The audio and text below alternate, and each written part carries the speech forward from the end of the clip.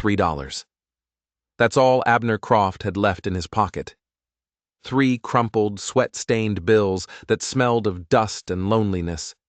He was about to buy rope, maybe some coffee, but the sound of the auctioneer's voice hit him first.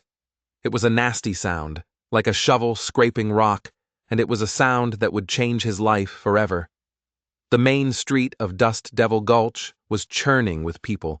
It was Saturday, market day, and the whole town was out, buying and selling, lying and cheating. Abner was just passing through, a ghost in his own town. He kept to himself out on his ranch, and that's the way he liked it. He saw the crowd bunched up near the old grain warehouse, thick as flies on a carcass. He'd heard auctions before, the rhythmic chant of numbers, the slap of the gavel. But this was different.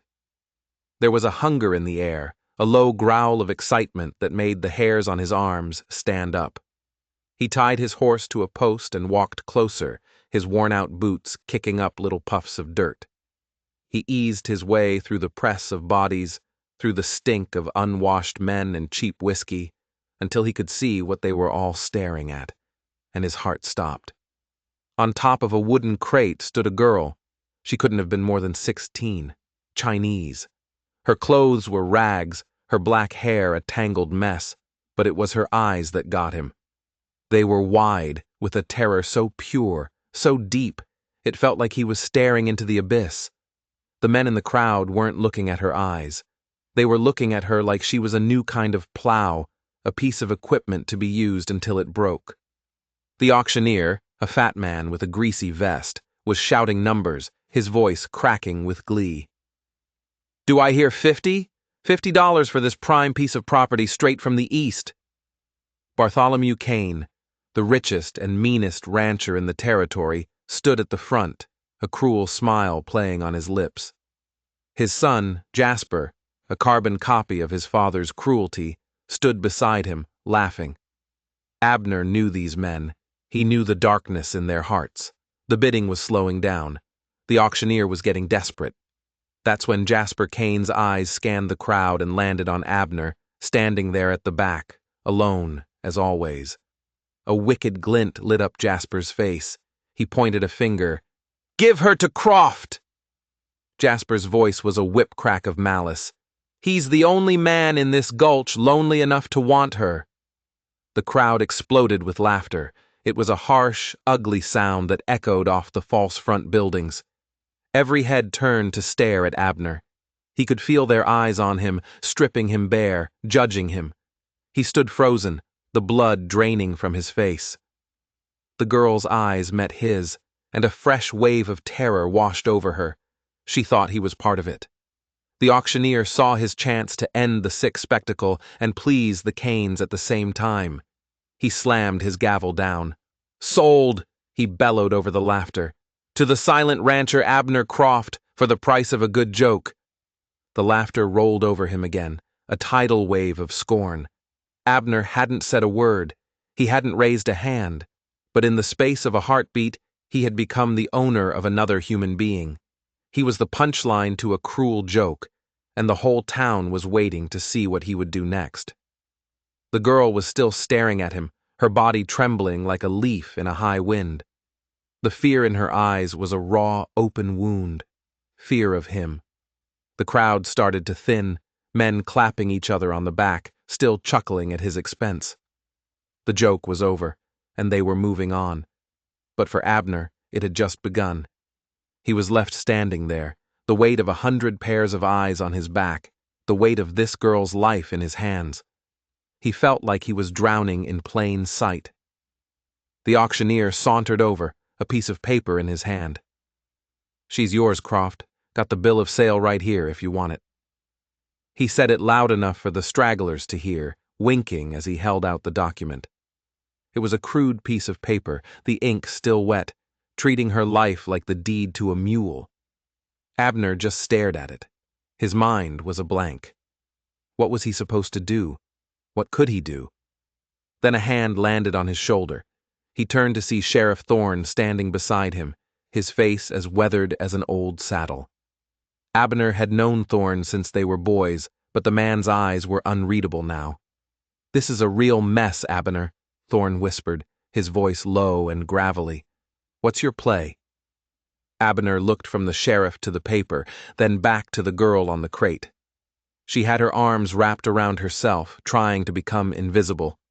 She was just a child, a lost, terrified child. With a deep breath, Abner took the bill of sale from the auctioneer. He didn't look at it. He just folded it once and stuffed it deep into his jacket pocket. Then he started walking toward the girl. He moved slow, the way you'd approach a spooked colt, hands open and easy.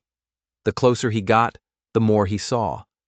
The bruises on her arms, shaped like fingers, the cut on her lip, the way she flinched when his shadow touched her.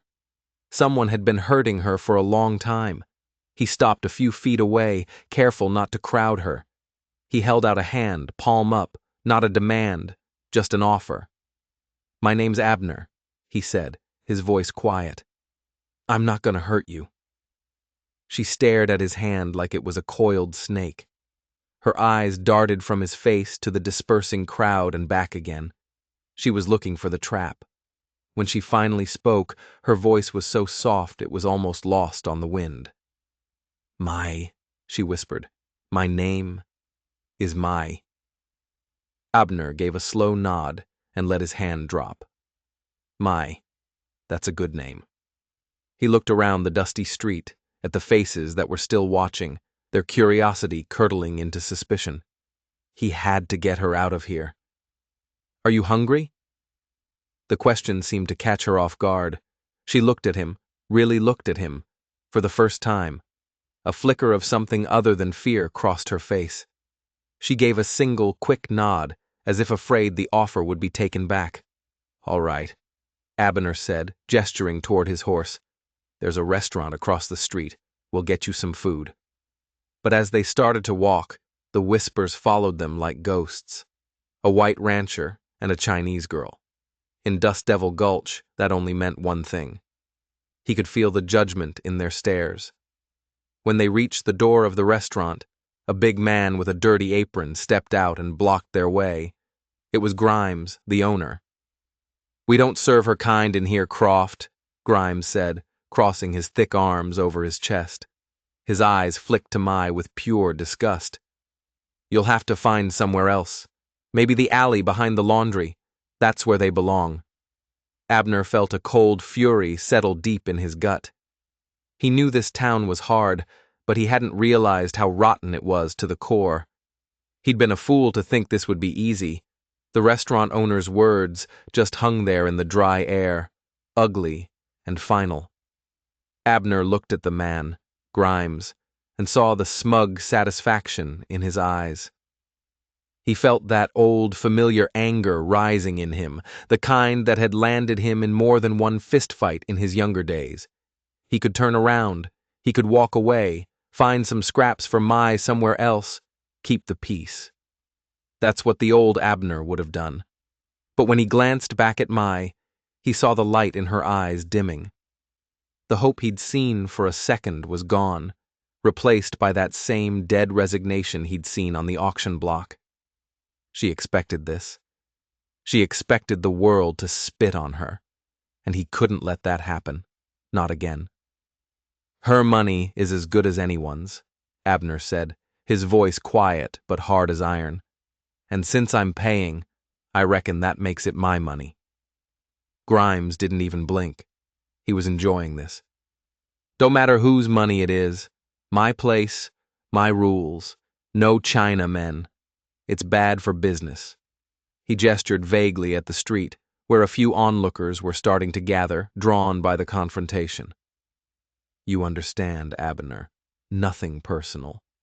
But it felt damn personal. With Mai standing behind him, so small and fragile, it felt like Grimes was insulting something Abner was sworn to protect. He didn't know why, but he felt it in his bones. This was his fight now. "Then I guess we'll take our business elsewhere," Abner said, turning to leave. He wasn't going to give this man the satisfaction of a brawl. But Grimes wasn't done. "Might want to be careful, Croft," he called after him, his voice laced with a slimy warning. People are already talking, wondering what a lonely old rancher like you plans to do with her. His smile was pure poison. Wouldn't want folks getting the wrong idea about your intentions. The threat was as clear as a gunshot. In a town this small, reputation was everything. A few well-placed rumors, and he'd be a pariah. Or worse. Abner's hands curled into fists. He was about to turn back, about to wipe that smirk off Grimes's face, when a calm voice cut in. "Problem here, gentlemen?" Sheriff Thorne had appeared out of nowhere, silent as a shadow.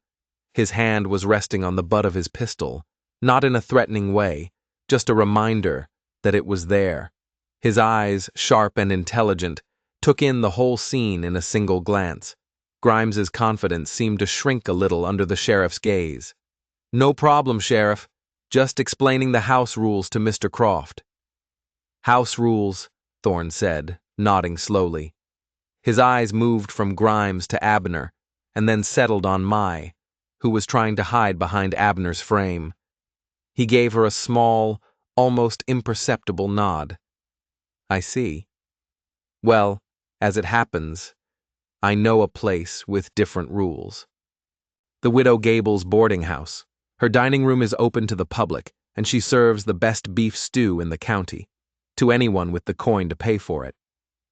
It wasn't a suggestion. It was an order. Thorne was using his authority to end this, but also to send a message. Abner understood. He nodded his thanks to the sheriff and gently guided Mai away from the restaurant. As they walked off, he heard Grimes muttering something foul under his breath, but he didn't look back. The walk to the boarding house was only 2 blocks, but it felt like miles. Every person they passed stopped and stared. He could feel their eyes on his back, a mixture of curiosity and contempt. This town had already tried and convicted him in their minds. When they arrived, the Widow Gable, a kind-faced woman with silver hair, took one look at Mai, and her expression softened with pity. "That poor child looks half-starved," she clucked, bustling them toward a quiet table in the corner. "I'll fix her something proper." She was true to her word. A few minutes later, she set a steaming plate of beef stew and a thick slice of bread in front of Mai. Mai just stared at it, her hands trembling. She looked at Abner, then at the food, as if she couldn't believe it was for her. But as she started to eat, Abner noticed something else. The other patrons in the dining room were whispering. They kept shooting glances their way before quickly looking away. And through the front window, he saw them. Men. Gathering in small groups on the street. Their faces were hard, their postures aggressive. They weren't just curious anymore, they were angry. The quiet meal was turning into the calm before a storm that was gathering right outside their door. Mai ate like she hadn't seen a real meal in months. At first, she was slow, cautious, as if she thought the plate would be snatched away at any moment. Then, as the warmth of the stew settled in her belly, she ate faster, hungrily. The fear in her eyes was replaced by a simple, desperate need. The dining room around them had gone quiet. The other diners finished their food in a hurry, avoiding Abner's gaze as they paid and left. The place was nearly empty now, just him, Mai, and the kindly Mrs. Gable, who was pretending to be busy behind the counter. But the real action was outside. Abner could see the crowd growing. There were at least a dozen men now, their shapes dark against the setting sun. Their voices were a low murmur, but the anger was unmistakable. "Why?" Mai's voice startled him. It was barely a whisper. She had finished her meal and was looking at him, her dark eyes searching his face. "Why you help me?" It was a good question, the same one he'd been asking himself all afternoon. He wasn't a hero. He was a quiet man who just wanted to be left alone. This was trouble, the worst kind of trouble, and he had walked right into it. "I don't rightly know," he answered, and it was the honest truth. It just seemed like the thing to do. She kept studying him, her expression serious. "Other men," she said, her voice dropping lower. They want different things. Bad things. The way she said it sent a chill down his spine. He knew exactly what she meant. He knew what those men at the auction had been thinking. He met her gaze, his own eyes steady. I'm not other men, Mai. Before she could reply, the front door of the boarding house flew open with a loud bang. 3 men filled the doorway, blocking out the last of the evening light. Abner recognized them instantly. Bartholomew Kane, his face red and swollen with rage. His son, Jasper, a cruel sneer on his face. And Frank Morrison, the foreman from the big mine east of town, a man known for his heavy fists. They weren't here for stew. Kane's eyes scanned the room and locked onto their table. He strode toward them, his heavy boots thudding on the wooden floor like hammer blows. Croft, he boomed, his voice echoing in the small room. What in the hell do you think you're doing? Abner didn't move. He took a slow sip of his coffee. Eating dinner, Kane. You got a problem with that? My problem, Kane spat, his voice rising, is that you're parading this thing around town like she's a real person. You're making a mockery of every decent family in this town. The word thing hung in the air, a vile, poisonous cloud. Mrs. Gable let out a small gasp. Mai went pale as a sheet and seemed to shrink in her chair. Slowly, deliberately, Abner stood up. His chair scraped back, the sound unnaturally loud in the tense silence. You watch your mouth, Kane.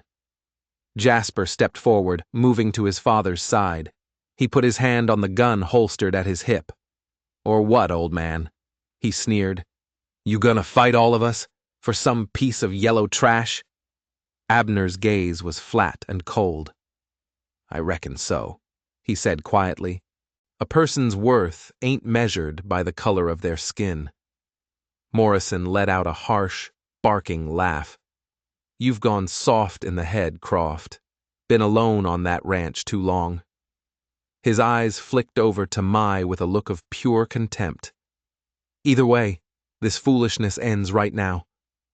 The air was electric. A single wrong move, a single word, and blood would be spilled. But just as Jasper's fingers tightened on his gun, another figure appeared in the doorway. Gentlemen. Sheriff Thorne's voice was calm, but it cut through the tension like a knife. I do hope we're not about to have trouble in the Good Widow's establishment. Kane spun around to face the sheriff, his face a mask of fury. Thorne, you need to put a stop to this. Croft has brought shame on this entire town. Thorne didn't even look at Kane.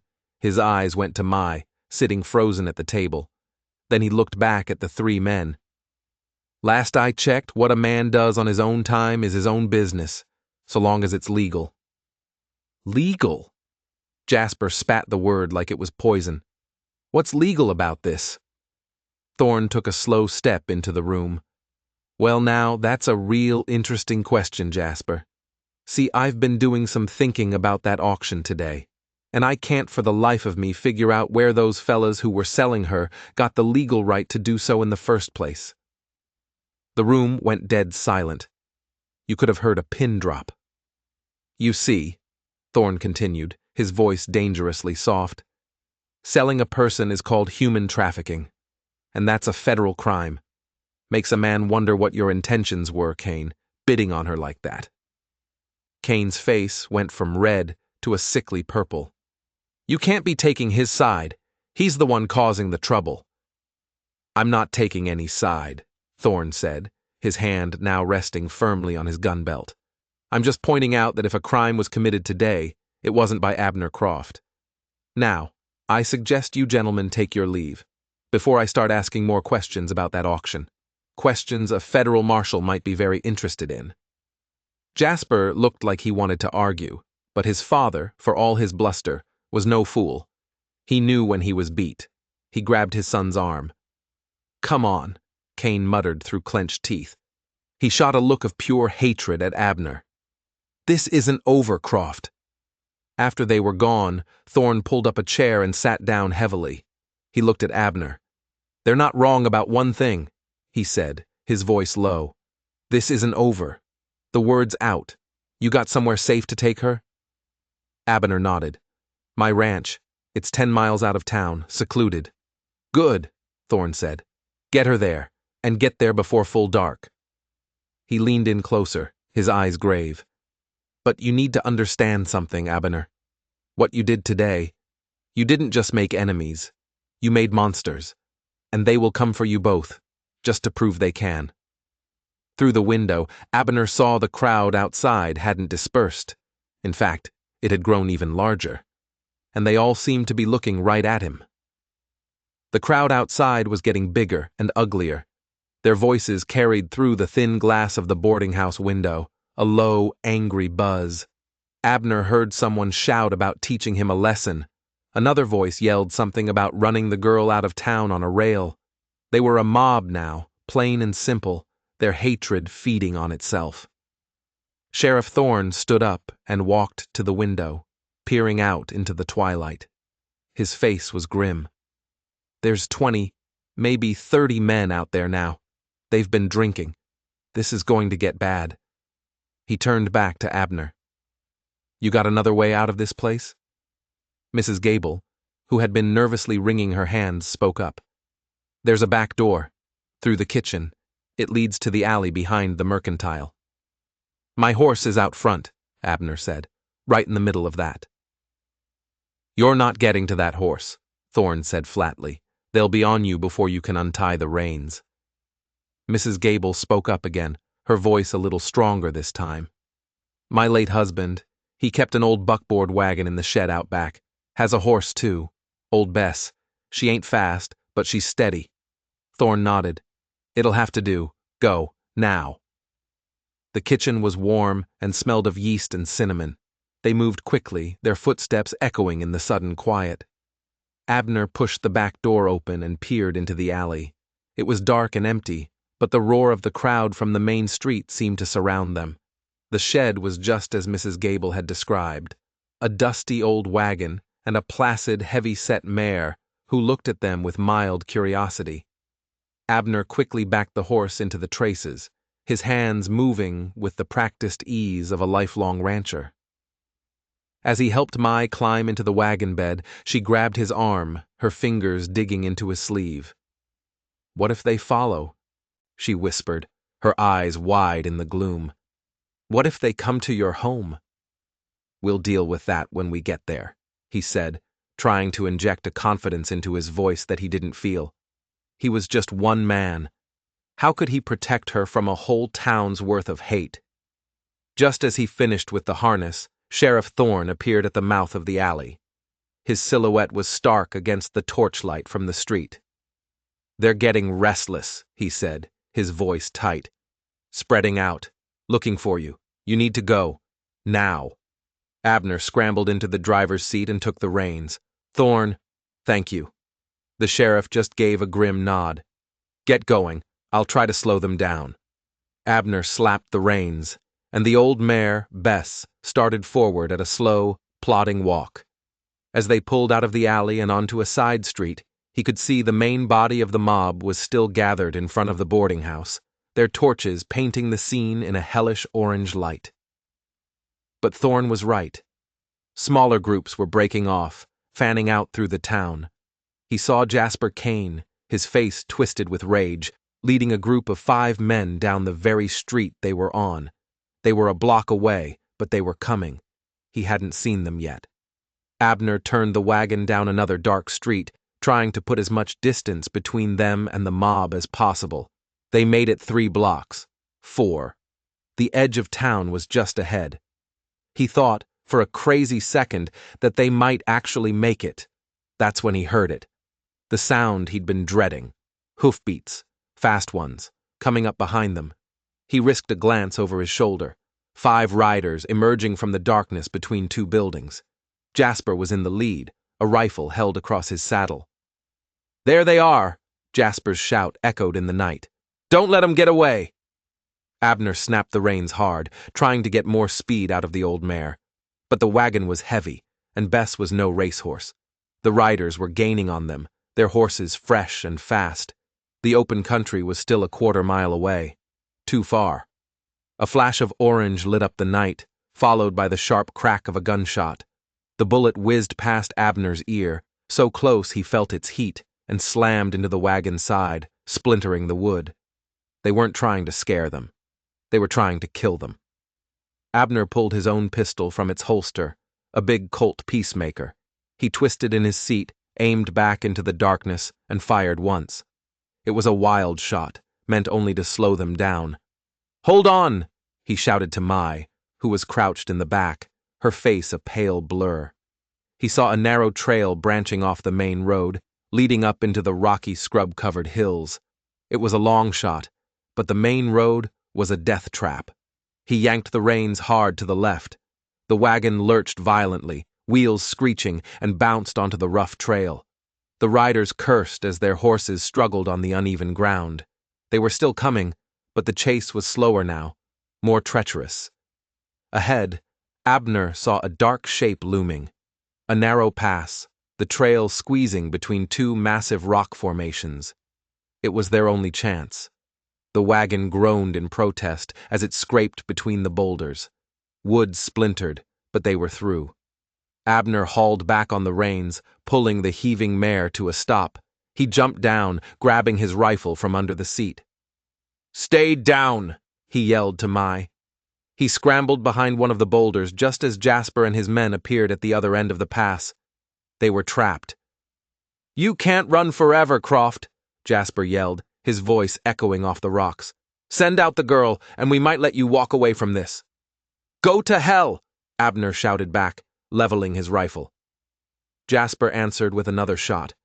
The bullet ricocheted off the rock near Abner's head, sending stone chips stinging into his cheek.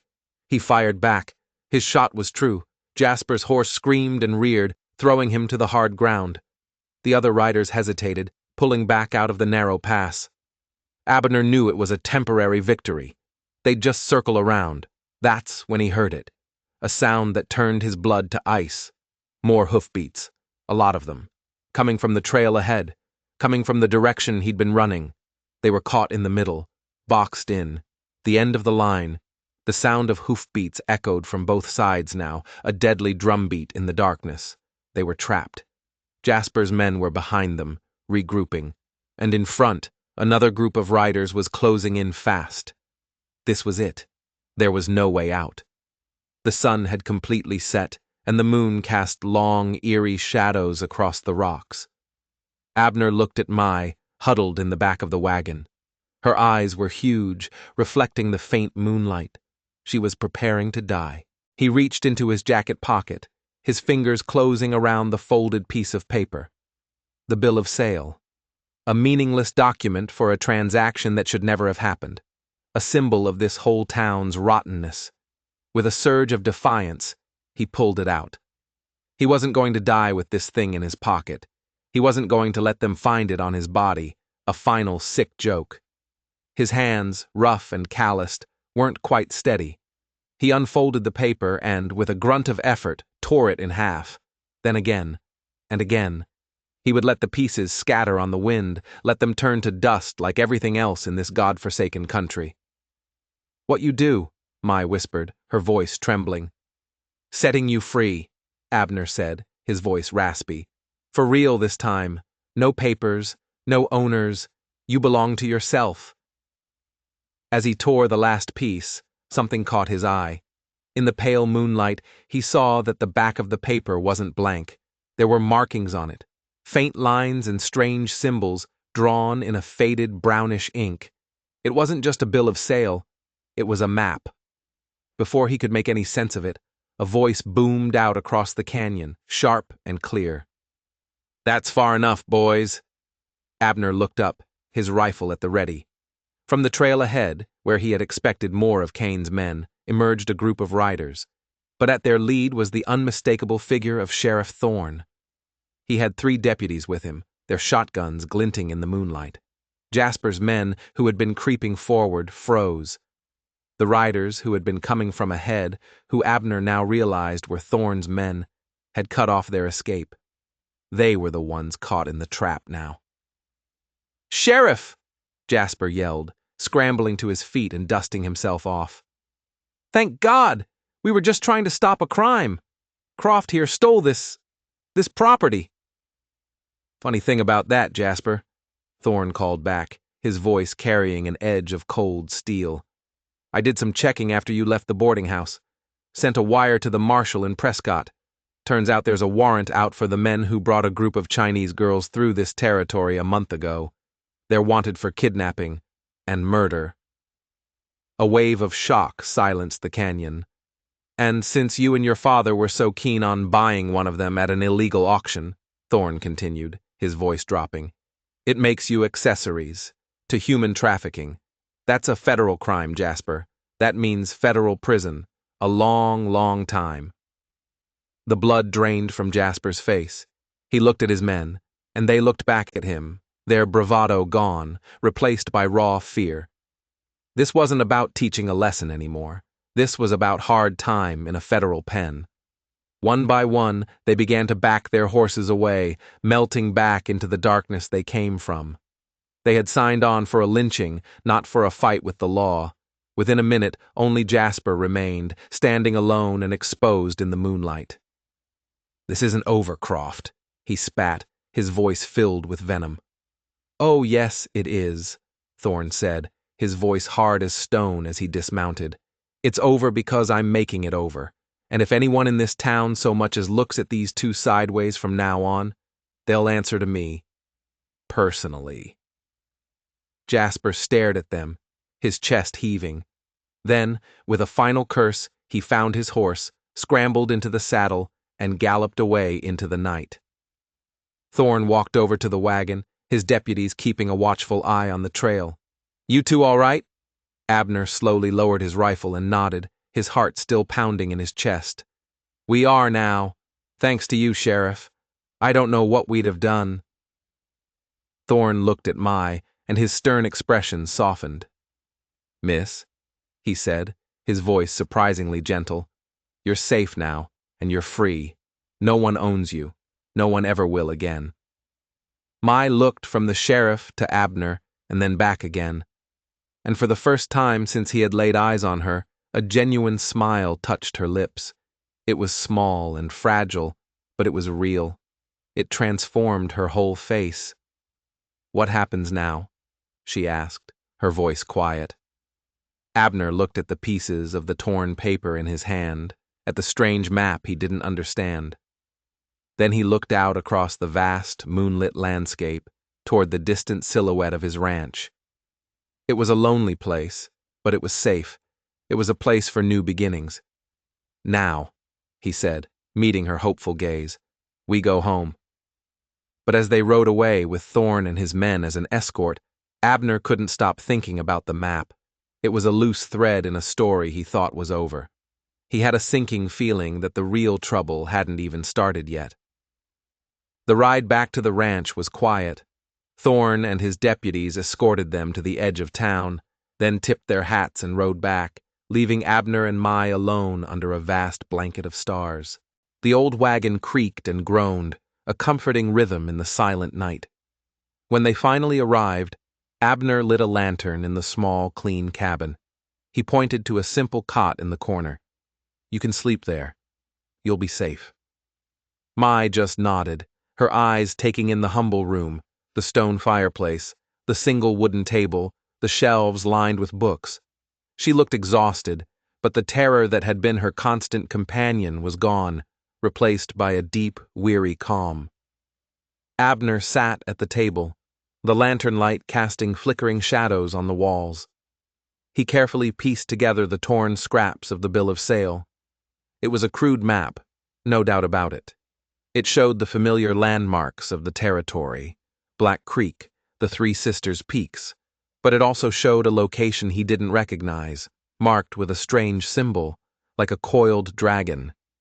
It was near Bartholomew Kane's land, very near. My father drew this. Mai's voice made him jump. She was standing behind him, looking down at the map. He was a surveyor for the railroad. She spoke softly, her English careful but clear. He found something important. He told me to keep this safe. He said it was our future." "What did he find?" Abner asked gently. "He did not say, only that it was worth more than gold." She traced one of the lines with her finger. "Mr. Kane wanted this map. He and his men. They came to our camp. They hurt my father."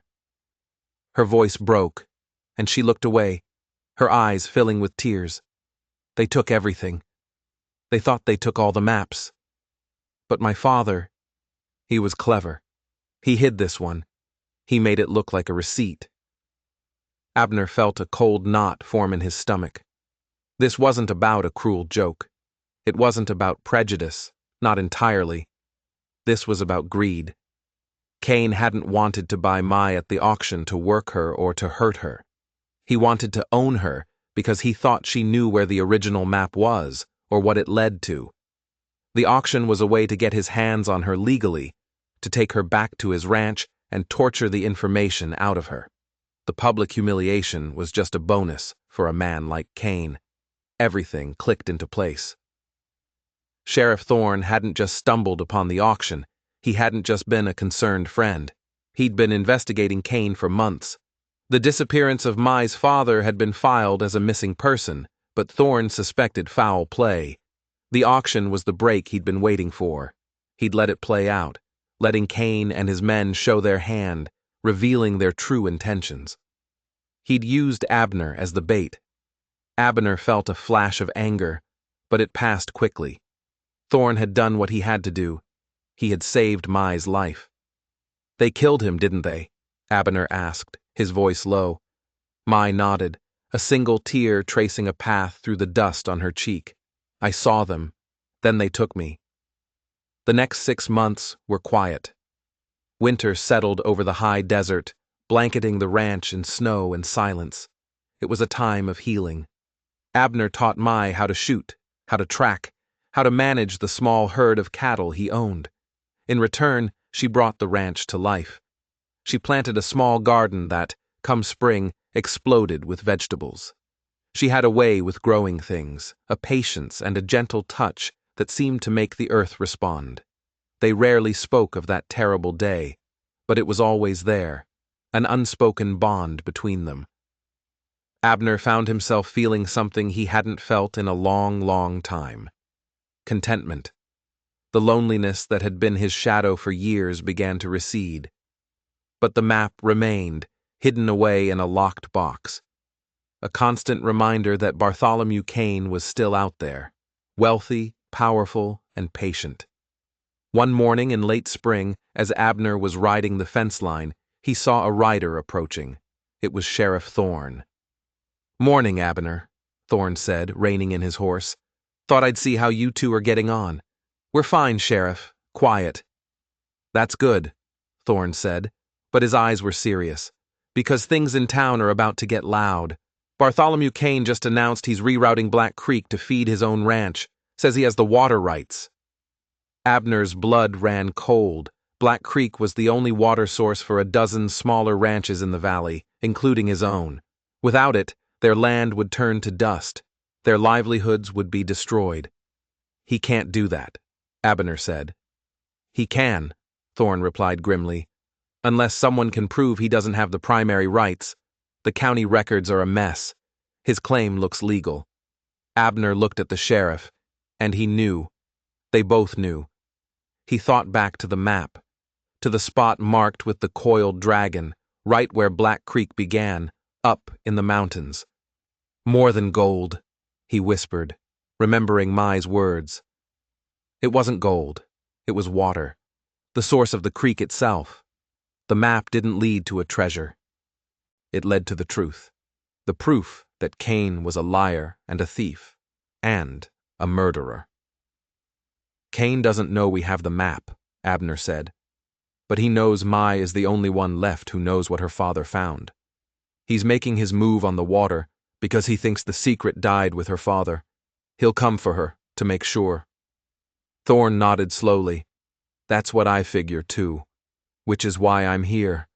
This fight is coming, Abner. And it's coming soon." That night, a fire was set in Abner's barn. It was a warning. The barn fire was a message, written in smoke and ash. "We know where you are. We're coming for you." Abner and Mai managed to save the horses, but the structure itself, filled with a winter's worth of hay, was a total loss. They stood watching the flames lick at the night sky, the heat pushing them back. Mai's face was grim, her hands clenched into fists. The fear was gone. In its place was a cold, hard anger. "He will not win," she said, her voice low and steady. "My father's memory. He will not dishonor it." Abner knew she was right. They couldn't run. They couldn't hide. The only way to end this was to face Cain head on. The next morning, Abner rode into town. He went straight to the sheriff's office. Thorne was waiting for him. "The barn?" he asked. Abner just nodded. "It's time," Abner said. "We have to use the map." Thorne spread a larger official county map on his desk. Abner laid the fragile, pieced-together scraps of Mai's father's map on top of it.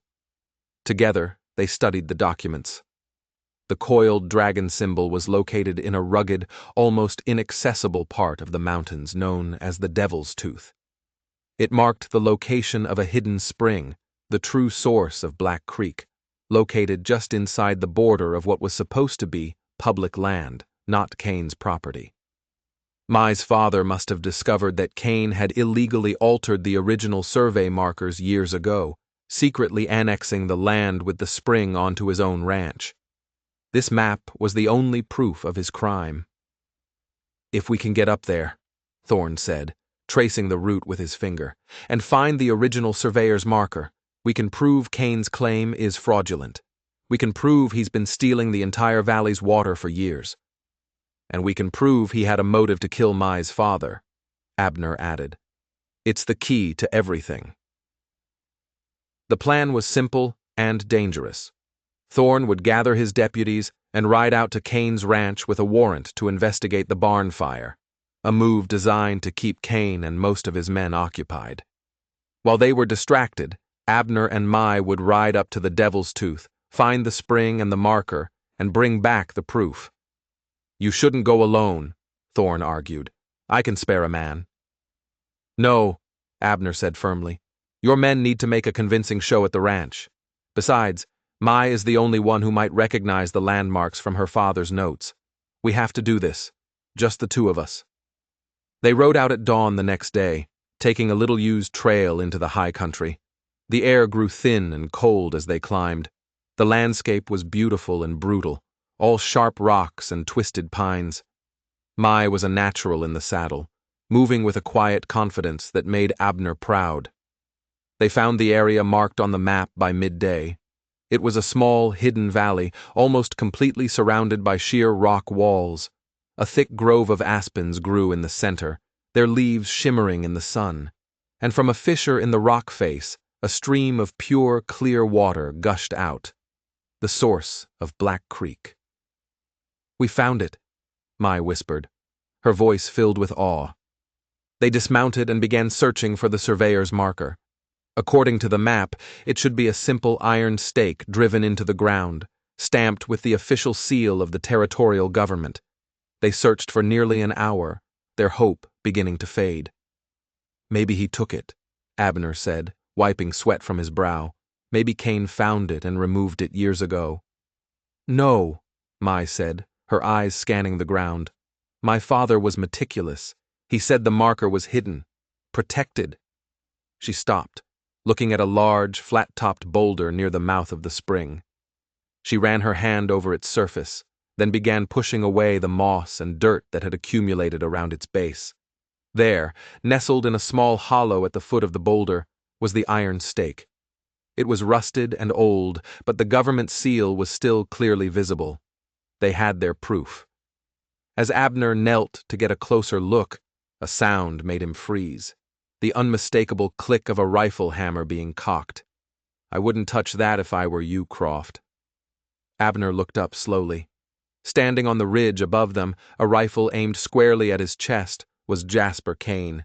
And behind him were 4 of his father's men, all armed. "Looks like your little diversion didn't work," Jasper sneered, his eyes filled with triumph. "Did you really think we were stupid enough to fall for that? We've been following you since you left your ranch." They were caught.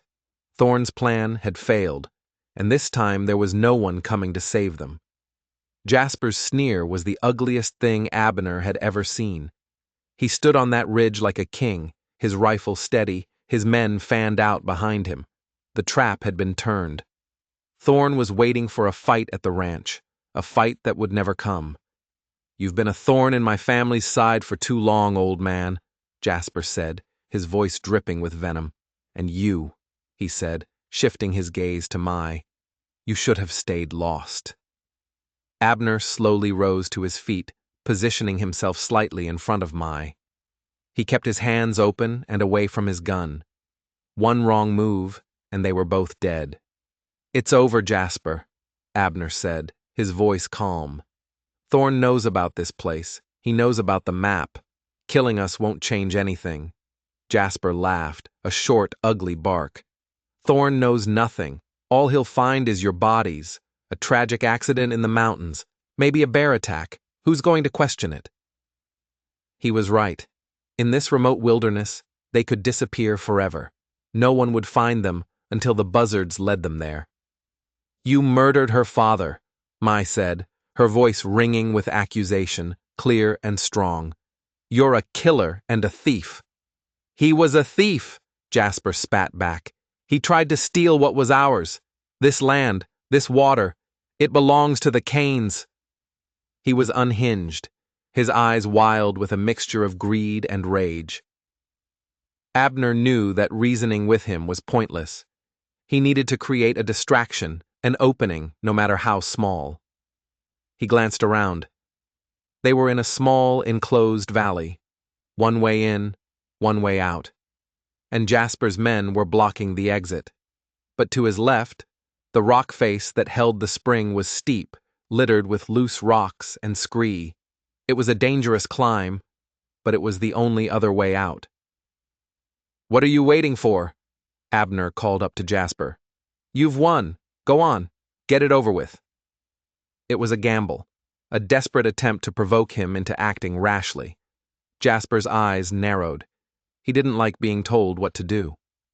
"I'll do this in my own time," he said, savoring the moment. "First, you're going to pull that stake out of the ground and give it to me. I want to see the look on your face when you hand over your own ruin." That was the opening Abner needed.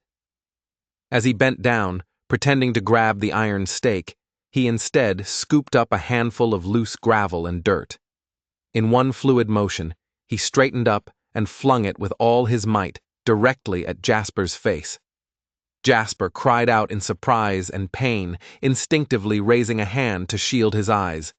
For a split second, his aim was thrown off. "Now!" Abner yelled, shoving Mai toward the steep rock face. "Climb!"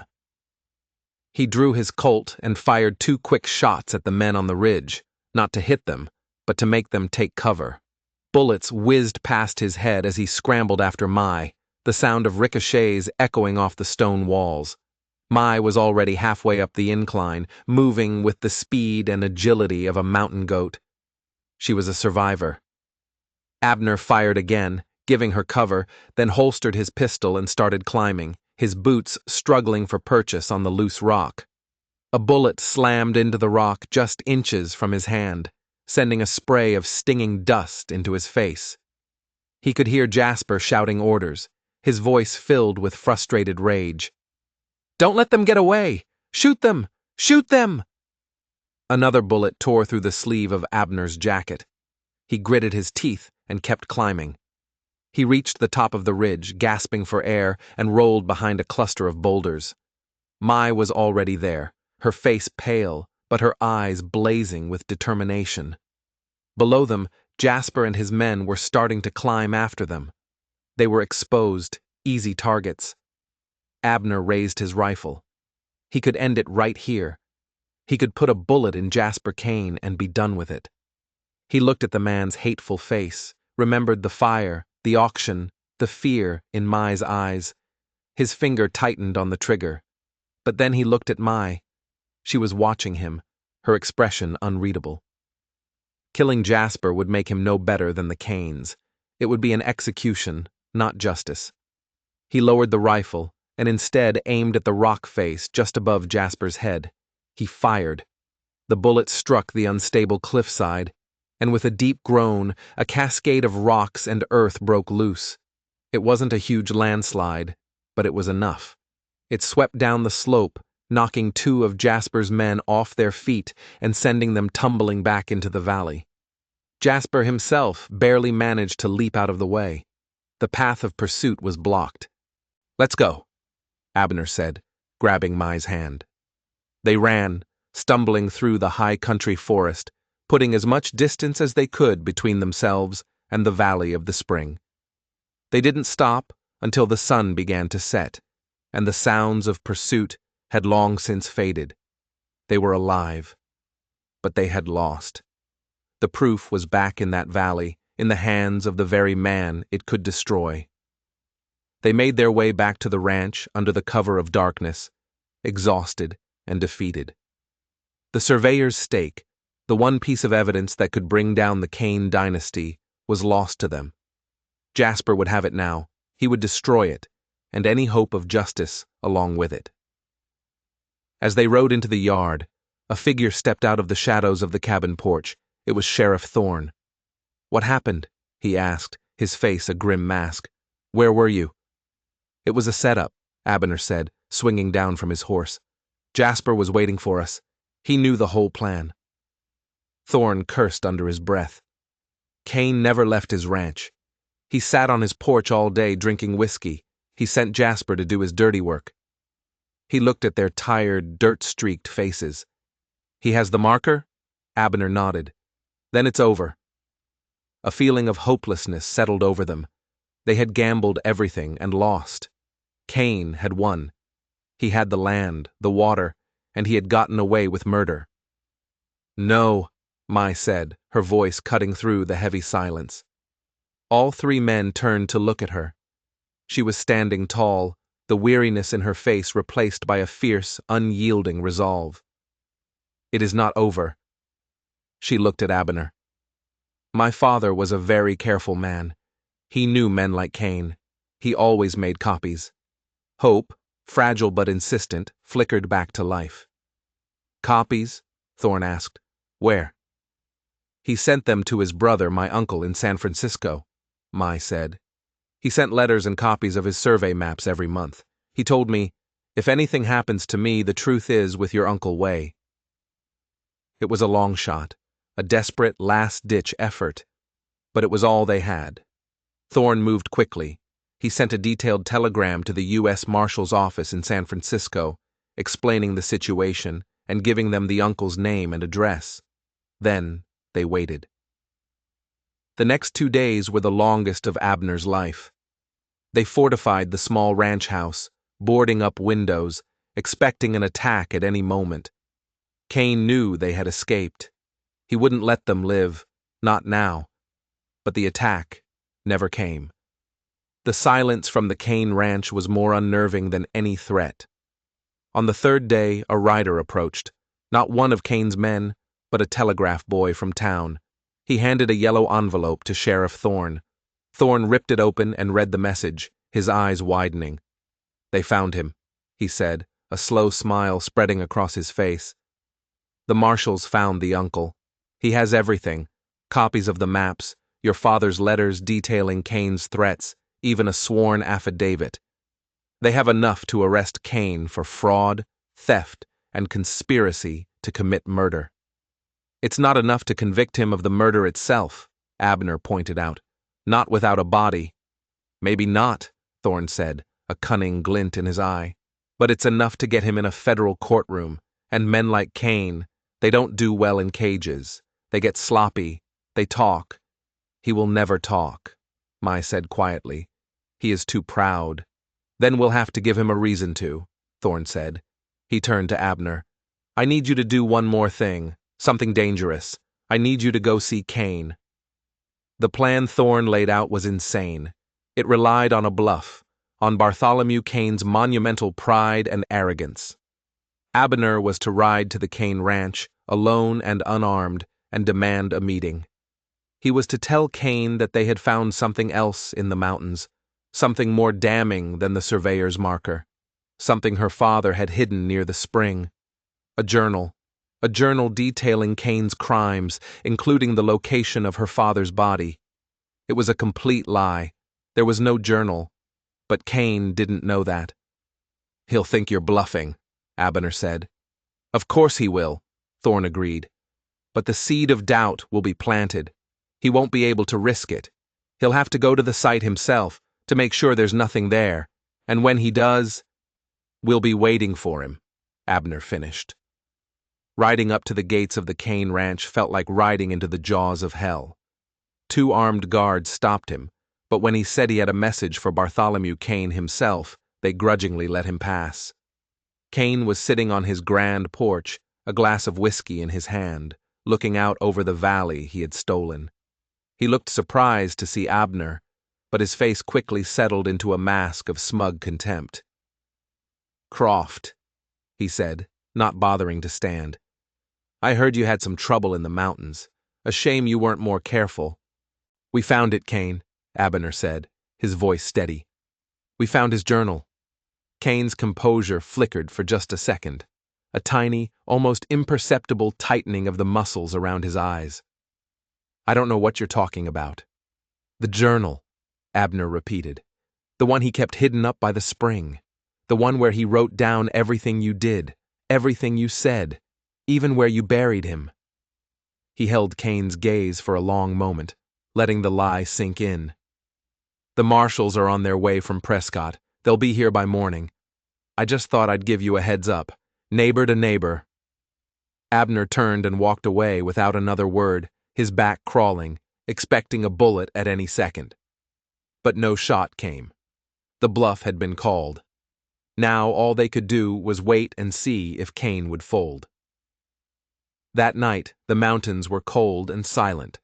Abner, Sheriff Thorne, and 3 deputies were hidden in the rocks above the hidden spring, waiting. The moon was a sliver in the sky, offering little light.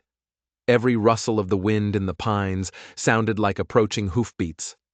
Hours passed. Abner began to think their bluff had failed.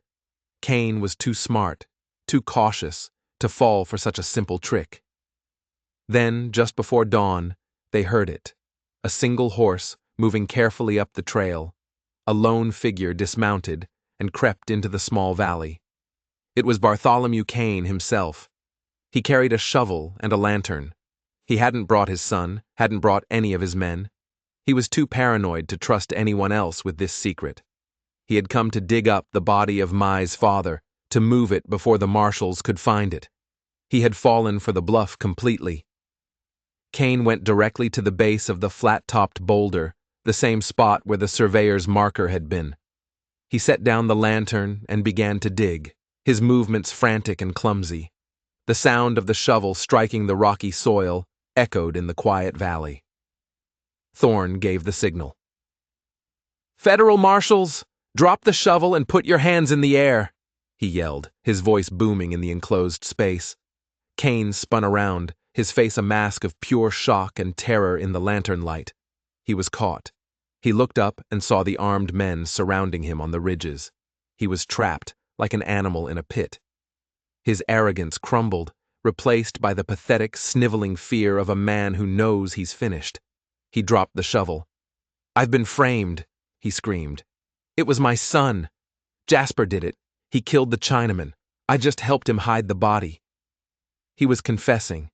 He was trying to save his own skin by sacrificing his son. It was more than they had ever hoped for. They took him into custody, and the first rays of morning sun were breaking over the mountains as they led him away in handcuffs. The reign of the Kane family was over. By the time they returned to town, word had already spread. U.S. Marshals had arrived and, based on Kane's confession, had arrested Jasper. The evidence from Mai's uncle in San Francisco sealed the legal case. The fraudulent land claims were exposed, the water rights were returned to the valley, and the dark secret of Dust Devil Gulch was finally brought into the light. A year later, the town was a different place. With the Kanes' corrupt influence gone, a sense of fairness and decency began to take root. People were kinder. The whispers that had once followed Abner and Mai were replaced by nods of respect. Mai's vegetable garden had grown into a small, thriving business. She sold her produce to the very restaurant that had once refused to serve her. She was no longer the terrified girl from the auction block. She was a respected member of the community, known for her skill and her quiet strength. Abner found a peace he never thought possible. The lonely ranch was now a home, filled with the sounds of life and laughter. The silence he had once craved had been replaced by something far better. One evening, as they sat on the porch watching the sunset paint the sky in hues of orange and purple, Mai turned to him.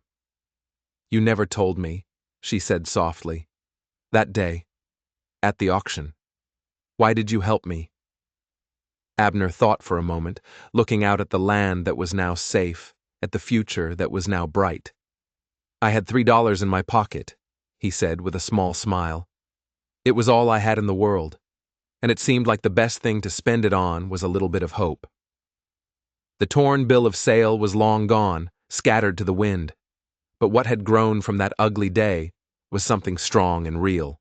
A friendship forged in fire, a bond of trust and respect that had saved not just their lives, but the soul of an entire town. They had faced down the darkness and won. What started as a cruel joke ended in justice, and what began with $3 ended with a home. If you were moved by Abner and Mai's story and believe that one person's courage can make a world of difference, don't forget to hit that subscribe button for more stories that matter.